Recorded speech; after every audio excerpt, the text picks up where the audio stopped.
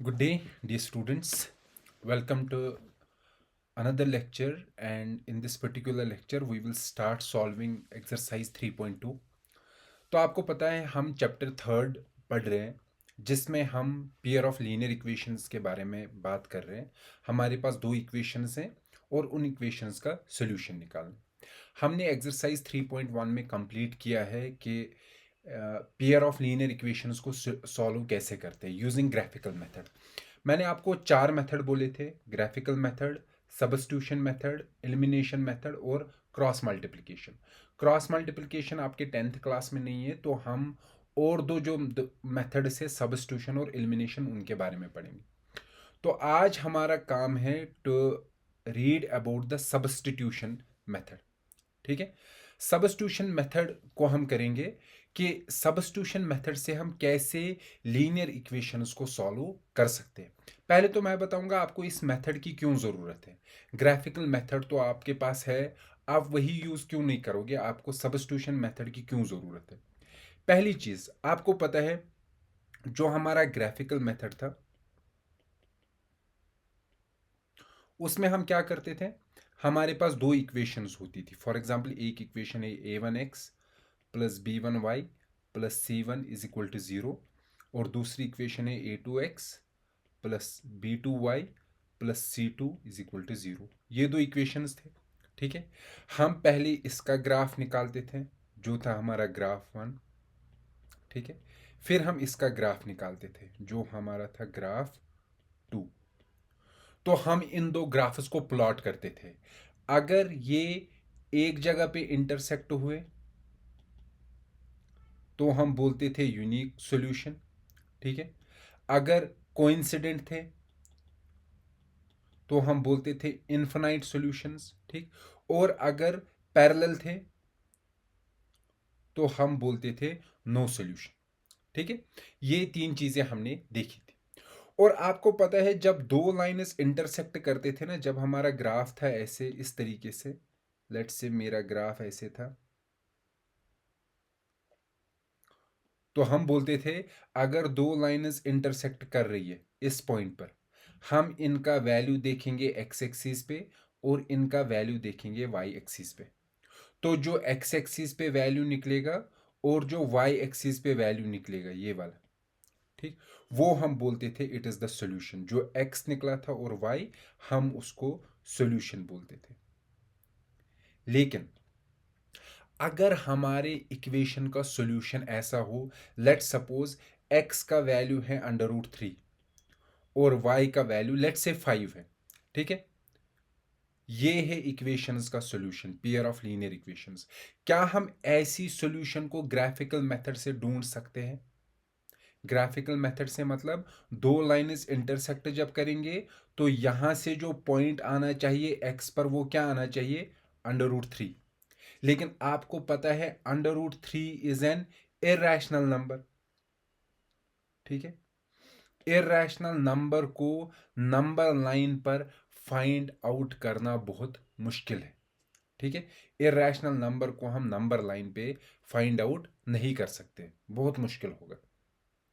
ठीक है, तो हम ऐसे इरेशनल नंबर्स को जिनको हम नंबर लाइन पे प्लॉट प्लॉट तो कर सकते हैं लेकिन फाइंड आउट नहीं कर सकते हैं, इन केसेस में जहां हमारी सॉल्यूशन इरेशनल नंबर्स हो, उन केसेस पे ग्राफिकल मेथड से हम सॉल्यूशन निकालना हमारे लिए बहुत मुश्किल है।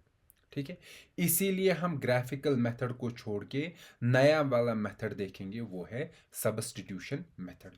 तो हम देखते हैं सब्स्टिट्यूशन मेथड कैसे काम करता है। बहुत सिंपल है। मैं थोड़ा बेसिक आपको बताऊंगा, फिर हम सीधे एक्सरसाइज पे आएंगे। लेट सपोज मेरे पास दो इक्वेशंस है, a1x plus b1y plus c1 is equal to 0। ये इक्वेशन वन है। ठीक, और हमारे पास दूसरी इक्वेशन है a2x plus b2y plus c2 is equal to 0। ये इक्वेशन वन है और ये इक्वेशन टू है। आपको क्या करना है, कोई भी इक्वेशन उठाओ जो आपकी मर्जी है। Let's take equation one. Equation पहली, ठीक है, वो क्या है? a1x plus b1y plus c1 is equal to 0। फिर क्या करना है, ये मैं स्टेप बोल रहा हूं कैसे करना है। स्टेप वन, ये स्टेप वन है। स्टेप वन क्या है, टेक एनी इक्वेशन, दोनों में से कोई इक्वेशन उठाओ। Take any equation. फिर क्या करना है, जब इक्वेशन उठाई, ये पहला स्टेप है हमारा। फिर क्या करो, इन दो, इस इक्वेशन में हमारे पास दो वेरिएबल है, ठीक है, क्या क्या है, एक्स और वाई। कोई भी चूज करो, एक्स चूज करो या वाई, वो आपकी मर्जी है, ठीक है। उसको एक साइड रखो, बाकी सब चीजों को दूसरे साइड ले जाओ, ठीक। लेट सपोज हम एक्स को एक साइड रखेंगे, बाकी सबको दूसरे साइड ले जाएंगे। जरा देखते हैं क्या करेंगे हम। सब चीजों को दूसरे साइड ले जाओ, यहां सिर्फ एक्स रहना चाहिए। तो यहां पहले हम ये रखेंगे a1x, तो ये b1y और c1 इसको उस साइड ले जाएंगे, तो ये यहां से प्लस है, ये वहां से माइनस हो जाएंगे, तो ये बनेगा b1y माइनस c1, ठीक है। मैंने क्या कहा, वेरिएबल को अकेले रखना है। अभी x के साथ क्या है, a1, a1 को भी वहां ले जाओ, तो ये क्या होगा, a1 यहां मल्टीपल में है, वहां क्या होगा, डिवाइड होगा, ये आपको पता है, is equal to minus b1y minus c1 divide by a1। आ गया ना, ये आ गया हमारा x, ठीक है। तो मतलब हमने क्या किया, स्टेप टू, सेपरेट रेट है वन वेरिएबल, एक वेरिएबल को सेपरेट करो, ये हमारा दूसरा स्टेप है। फिर क्या करो, तीसरा। अब देखो, ये पहले आपने कौन सी इक्वेशन उठाई थी, इक्वेशन वन। अब क्या करो, जो आपको x का वैल्यू आ गया, वो दूसरी इक्वेशन में डालो। दूसरी इक्वेशन क्या है, इक्वेशन सेकंड, ठीक है। उसमें x का वैल्यू यही वाला x डाल दो, ठीक। तो जरा डाल दो, हमारी दूसरी इक्वेशन क्या है, दूसरी इक्वेशन थी हमारी a2x plus b2y plus c2 is equal to 0, ठीक है। तो मैंने क्या कहा, इस x का वैल्यू इस इक्वेशन में डाल दो, जरा डाल दो। a2x के बदले क्या लिखेंगे, minus b1y minus c1 divide by a1, ठीक है। ये तो हो गया x का। फिर लिखो आप अपना जो है b2y plus c2 is equal to 0। ये जो मैंने यहां डाला है ना, ये x का वैल्यू है जो मैंने यहां डाला है, ठीक। तो फिर क्या करो, ये जो नई इक्वेशन बन गई ना, देखो इसमें कितने वेरिएबल्स है, इसमें सिर्फ एक वेरिएबल है और वो है y। x गायब हो गया, खत्म हो गया। तो इस इक्वेशन को सॉल्व, तो पहले मैं यहां लिखता हूं स्टेप थर्ड। क्या करना है स्टेप थर्ड में, put value of x in second equation, जो दूसरी इक्वेशन है। अब जब हो गया, फिर क्या करना है, इस इक्वेशन को सॉल्व करो। सॉल्व करना क्या है, ये तो एक ही वेरिएबल है, एक ही वेरिएबल वाली इक्वेशन सॉल्व करना बहुत आसान है। तो हम क्या करेंगे, स्टेप फोर, स्टेप फोर होगा हमारा, solve this equation, this equation two find y, ठीक है। मिल गया ना y, हमें जब y मिलेगा, फिर क्या करो, इस y का वैल्यू यहां डाल दो, इस वाले में, ठीक है। तो हम क्या करेंगे, put value of y in step second to get, वहां से हमें क्या मिलेगा, x। तो आप जब यहां y का वैल्यू डालोगे ना, इस स्टेप में किसका वैल्यू डालोगे, y का, तो आपको x मिलेगा, और वो मिल गया हमारा सॉल्यूशन। आ गया हमें x भी, we found x and y। ये सिंपल है सब्स्टिट्यूशन। तो 4 स्टेप्स याद रखेंगे। क्या है, स्टेप वन, स्टेप वन वही आप करना, टेक वन इक्वेशन, कोई भी इक्वेशन, ठीक। स्टेप टू, ये पहला स्टेप है। दूसरा स्टेप, सेपरेट वेरिएबल्स।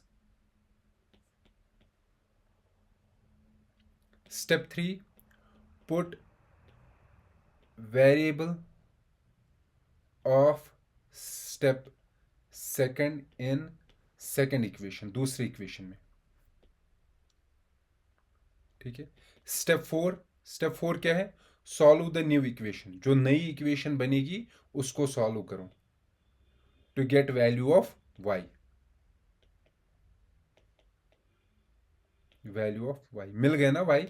फिर क्या करना है, fifth, put value of y in step second to get value of x.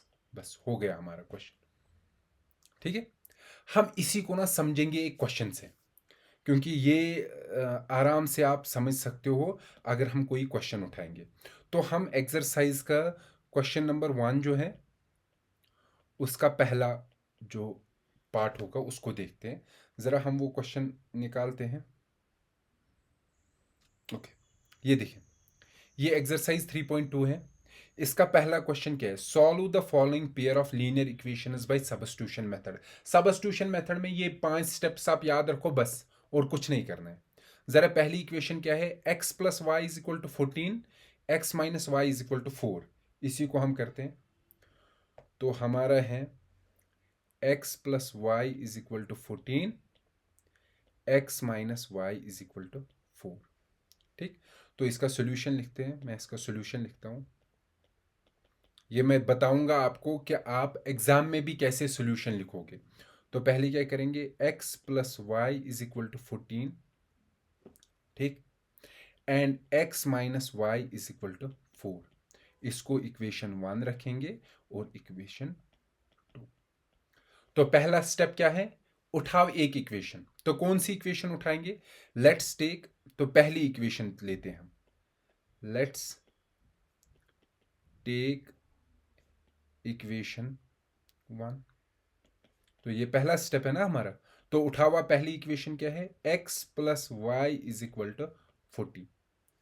फिर मैंने क्या कहा, दूसरा स्टेप है कि वेरिएबल्स को सेपरेट करो। मतलब एक वेरिएबल एक साइड रहेगा, बाकी सब चीजें दूसरी साइड जाएंगे। और ये आपका चॉइस है, आपकी मर्जी है। हम बाय डिफॉल्ट x को रखते हैं एक साइड। ठीक है, तो ले जाओ y को उस साइड। ये क्या आएगा, this implies x is equal to, y को वहां लेंगे, ये क्या बनेगा 14 माइनस वाई। आ गया ना x से एक साइड। ठीक, इसको हम इक्वेशन 3 रखेंगे। ठीक है ना, मैं यहाँ ना साइड से स्टेप्स रखूँगा आपको याद रखने के लिए। ये हमारा था स्टेप 1। ये एग्ज़ाम में ये रेड वन पेन वाला लिखने की ज़रूरत नहीं है। ये था हमारा स्टेप 2, मतलब सेपरेटिंग द वेरिएबल्स। फिर हम क्या करते थे, इसके बाद क्या है हमारा कि x is equal to 14 minus 1। जब स्टेप 2 आ गया ना, इस x का वैल्यू दूसरे इक्वेशन में डाल दो। ठीक है, put value of x in equation second, दूसरी जो इक्वेशन है। तो हमें क्या मिलेगा, वी गेट, देखिए दूसरी इक्वेशन क्या थी, x minus Y is equal to 4। This implies x का वैल्यू हम ये डाल देंगे जो यहां आया, वो क्या आया 14 माइनस वाई, 14 माइनस हाँ वाई। ये तो है x का वैल्यू, और अपना क्या है minus Y is equal to 4। ठीक है, तो क्या आएगा, दिस इंप्लाइज 14, ये है y और y हो गए minus 2y Y is equal to 4। 2y को वहां ले जाओ, 4 को यहां लाते हैं, तो क्या होगा 14। इस 4 को यहां ले जाओ, माइनस 4 आएगा, यहां से प्लस है ना, यहां माइनस आएगा। माइनस 2y को वहां ले जाओ, ये माइनस 2y है, वहां से प्लस 2y होगा। ठीक, यहां तक सब आसान है। दिस सिंप्लाइज 14 माइनस 4 हो गए 10 इज इक्वल टू 2y। ठीक हो, 2 को यहां ले आओ, यहां मल्टीप्लीकेशन में है तो यहां डिवाइड होगा, तो 10 divide by 2 is equal to y। 2 1 2 5। This implies y का वैल्यू आ गया 5। ठीक है, ये हमारा y का वैल्यू आ गया 5। तो y का वैल्यू आ गया हमारा 5। तो ये आ गया हमारा y का वैल्यू 5। ठीक है, अब देखिए, जब हमारा y का वैल्यू आ गया, ये हमारा स्टेप 3 था। ये हमारा था स्टेप 3। फिर स्टेप 4 क्या है, स्टेप 4 बोल रहा है जो आपको y का वैल्यू आ गया, यहां जो y का वैल्यू आ गया, अब ये y का वैल्यू स्टेप 2 में डाल दो। ये वाला था ना हमारा स्टेप 2। ठीक है, तो स्टेप 2 में y का वैल्यू डाल दो। तो स्टेप 2 क्या था, x is equal to 14 minus Y. तो हम थर्ड इक्वेशन में y का वैल्यू डालेंगे, हम लिखेंगे put value of y in equation third, जो हमारी थर्ड इक्वेशन है। थर्ड इक्वेशन क्या थी, x is equal to 14 minus Y, 14 minus Y. This implies x is equal to 14 minus Y, Y का वैल्यू क्या आ गया 5, डाल दो 5। This implies x is equal to 14 minus 5 क्या है 9। तो क्या आ गए, therefore x is equal to 9 and y का वैल्यू क्या है is equal to 5 is the solution. ये हमारा सॉल्यूशन है इस इक्वेशन का। आप चेक भी कर सकते हो, ठीक है। अगर आपको चेक करना हो ना, एक क्वेश्चन तो खत्म हो गया, अगर आपको वेरीफाई करना है ना क्या मैंने ठीक किया कि गलत किया, आप देखो हमारी इक्वेशन क्या थी, इक्वेशन थी x plus Y is equal to 14 और x minus Y is equal to 5। जरा डाल दो x का वैल्यू, ये आएगा 9 प्लस y का वैल्यू डाल दो 5, आ गए ना 9 प्लस 5 आ गए ना 14, तो ठीक है ना। अब यहां डाल दो 9 माइनस 5, सॉरी ये 4 है, ठीक है। तो 9 माइनस 5 क्या आ गया 4, तो ये भी ठीक है ना, वेरीफाई भी हो गया, ठीक है। आसान है, सिंपल है, 4 स्टेप है। अब मैं इसी का ना दूसरा पार्ट भी दिखाता हूं आपको, ताकि आपके लिए आसानी हो। दूसरा देखते हैं, और इससे आपको पता चलेगा जब आपको सॉल्यूशन आ गया ना, इसका मतलब इन दो पेयर ऑफ लीनियर इक्वेशंस में यूनिक सॉल्यूशन है। हमारे पास कितने सॉल्यूशंस होती थी, 3, या तो यूनिक सॉल्यूशन होगी, या तो इन्फिनाइट मनी सॉल्यूशंस होगी, या तो हमारा नो सॉल्यूशन होगा। हम तीनों चीजें देखेंगे, कैसे हमें पता चलेगा यूनिक सॉल्यूशन है, कैसे पता चलेगा इन्फिनाइट सॉल्यूशंस है, और कैसे पता चलेगा नो सॉल्यूशन है। यूनिक तो आपको समझ में आ गए, ठीक है। तो हम एक एक क्वेश्चन करेंगे, हमें समझ में आएगा बाकी चीजें भी। तो हम दूसरा जो इसका है उसको देखते हैं, जो हमारा दूसरा था क्वेश्चन, इसमें दूसरा पार्ट जो था वो है s minus T is equal to 3, s divide by 3 plus T divide by 2 is equal to 6। तो इसको मैं लिखता हूं, तो हमारा दूसरा जो है s minus T is equal to 3, s divide by 3 plus T divide by 2 is equal to 6। मैं एक बार ये देखता हूं क्या यही है, हाँ यही है हमारा क्वेश्चन। तो ये दूसरा है, सेम स्टेप्स करेंगे जो यहाँ है। तो मैं यहाँ ना इसका सॉल्यूशन यहाँ ही लिखता हूँ, सॉल्यूशन इस साइड लिखते हैं। ये क्वेश्चन है हमारा, तो क्या है s minus T is equal to 3, ये इक्वेशन फर्स्ट है हमारी, ठीक है। और दूसरी इक्वेशन क्या है, s divide by 3 plus T divide by 2 is equal to 6।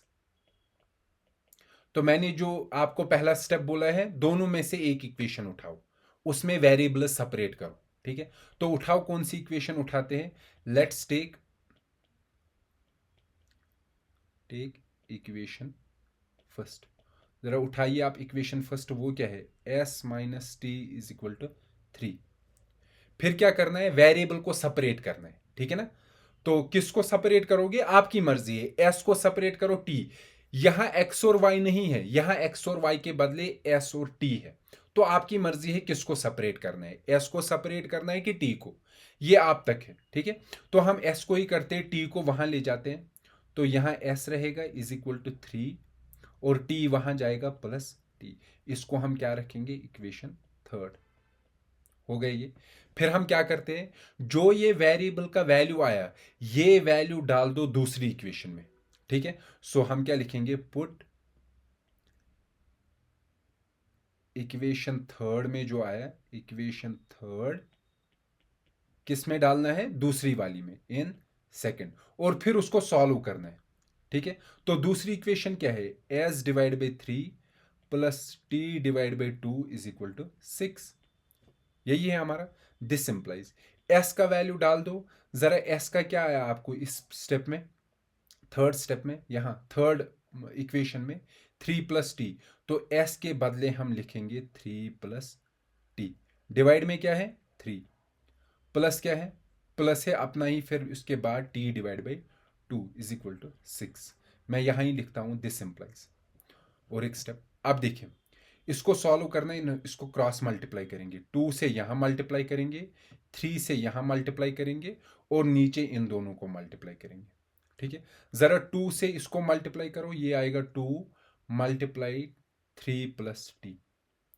ठीक है, प्लस 3 से मल्टीप्लाई करना है टी को, ये आएगा 3t डिवाइड बाई इन दोनों का मल्टीप्लीकेशन, 3 इंटू 2 क्या हुआ 6 इज इक्वल टू वहां से क्या है 6।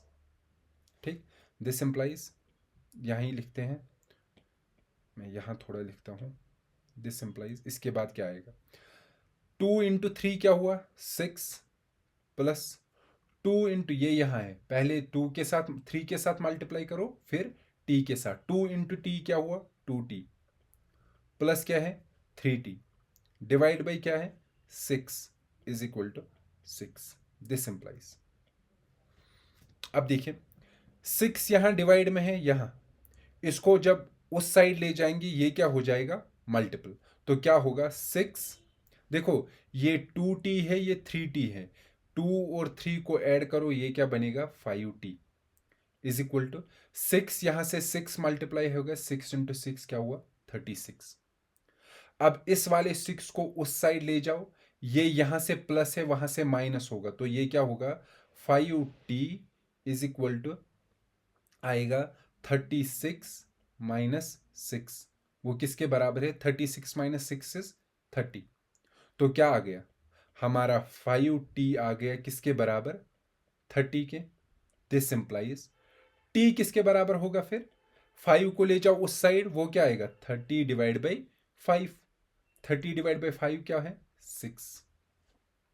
ठीक है, तो t का वैल्यू आ गया, दिस इंप्लाइज t इज 6 आ गया ना t का वैल्यू। अब किसका वैल्यू निकालना है s का, वो कैसे निकालेंगे, इसका वैल्यू इस इक्वेशन में डाल दो, third equation, put t is equal to 6 in equation third.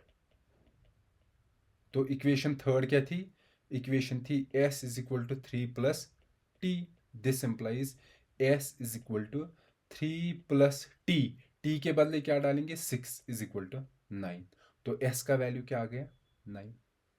Therefore तो क्या आ गया हमारा s is equal to 9 and t is equal to 6 is the solution.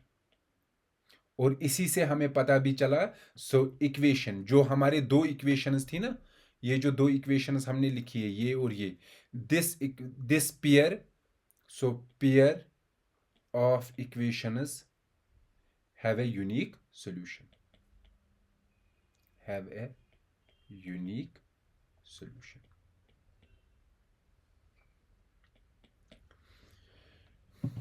ठीक है, अब हम इसके बाद क्या करेंगे, सेकेंड पार्ट के बाद अब हम थर्ड पार्ट उठाते हैं। ठीक है, तो हम थर्ड पार्ट देखते हैं, थर्ड पार्ट क्या है, बहुत सिंपल है ये चीज़ें, बस मैं एक एक करके आपको एक एक क्वेश्चन समझा रहा हूँ। ठीक है, थर्ड पार्ट देखते हैं हम क्या है हमारा। थर्ड पार्ट है 3x minus Y is equal to 3, 3x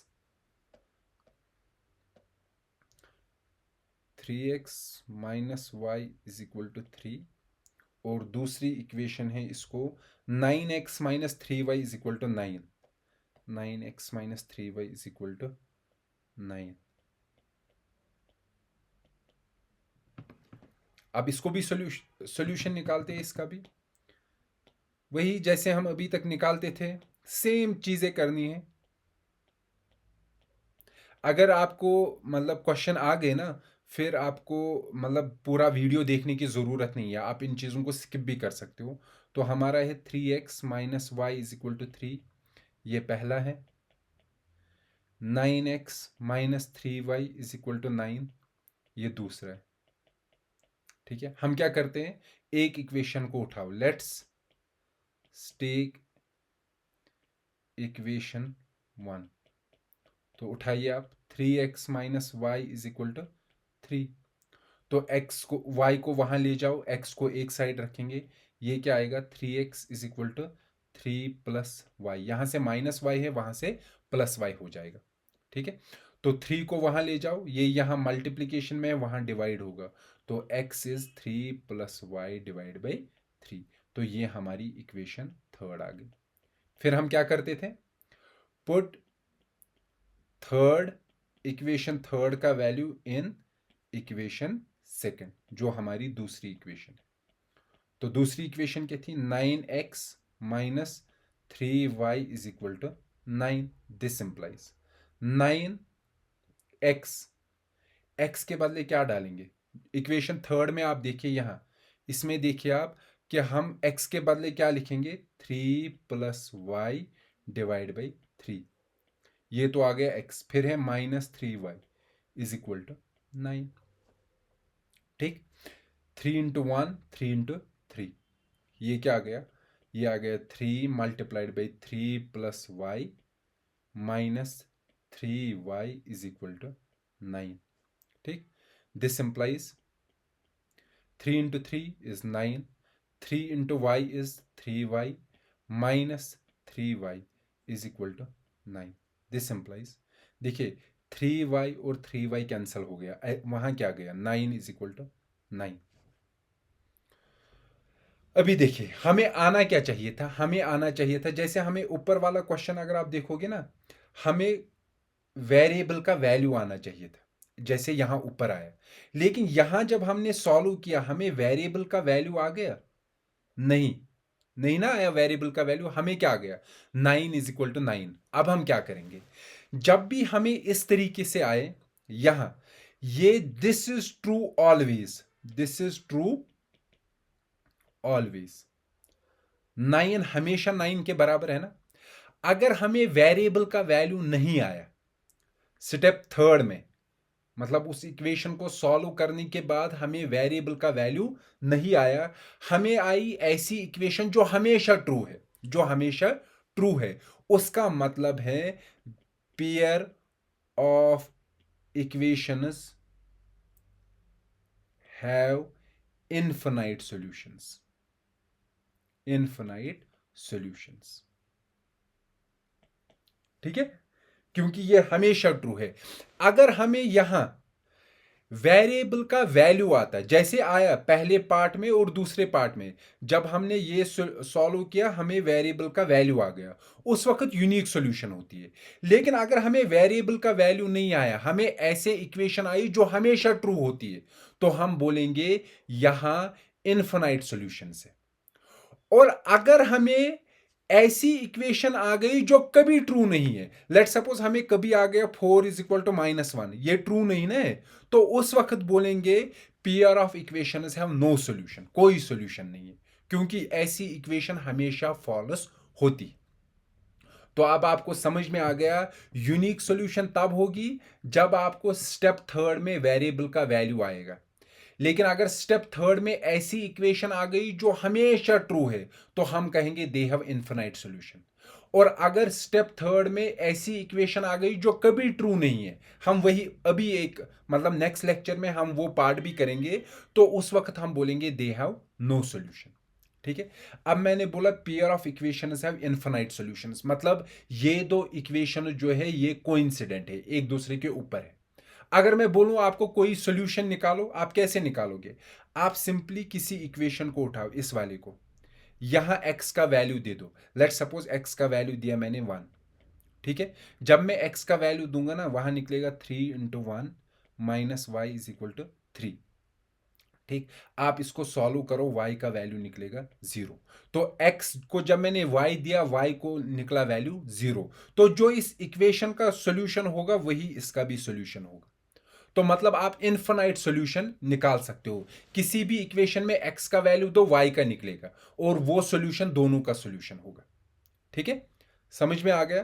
तो ये हो गया हमारा थर्ड पार्ट। हम यहां इस लेक्चर को रोकते हैं, हम नेक्स्ट लेक्चर में मिलते हैं, जिसमें हम इसके बाकी पार्ट्स कंप्लीट करेंगे और आगे वाले क्वेश्चंस करेंगे। So let's meet in the next lecture, till then good bye.